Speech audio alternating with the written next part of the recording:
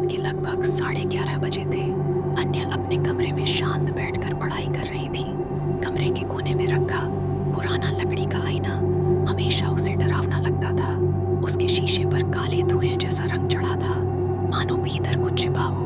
कमरा बिल्कुल शांत था, सिर्फ पन्नों की हल्की आवाज और खिड़की से आती हवा की सरसराहट। तभी अन्या ने आईने में हल्की सी हरकत देखी। उसने पलट कर देखा, कमरा खाली था, लेकिन आईने के अंदर जैसे कोई परछाई गुजरी, धीरे, बहुत धीरे, जैसे वहां कोई खड़ा हो। अन्या डरते डरते आईने के पास पहुंची। आईने में उसका अपना चेहरा था, पर चेहरे पर एक चौड़ी भयावह मुस्कान। अन्या मुस्कुरा नहीं रही थी, लेकिन प्रतिबिंब मुस्कुरा रहा था, और वह मुस्कान धीरे धीरे और फैलने लगी, अस्वाभाविक, दर्दनाक, जैसे चेहरा फट रहा हो।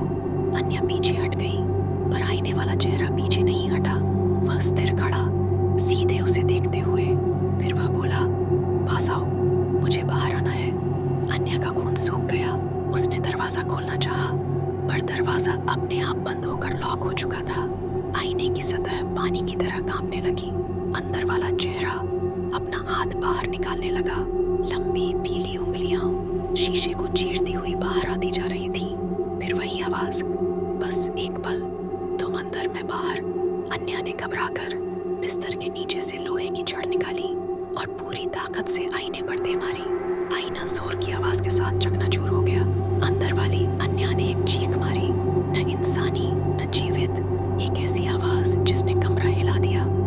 आईने में दरारें फैल गईं और टेढ़ा मेढ़ा चेहरा टुकड़ों में बिखर गया।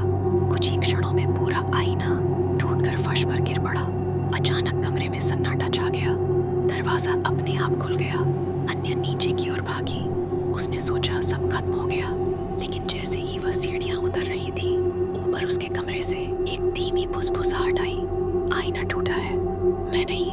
उस रात के बाद अन्या के कमरे में रखा कोई भी आईना ज्यादा देर तक सही सलामत नहीं रहता, क्योंकि कोई अब भी बाहर आने की कोशिश कर रहा है।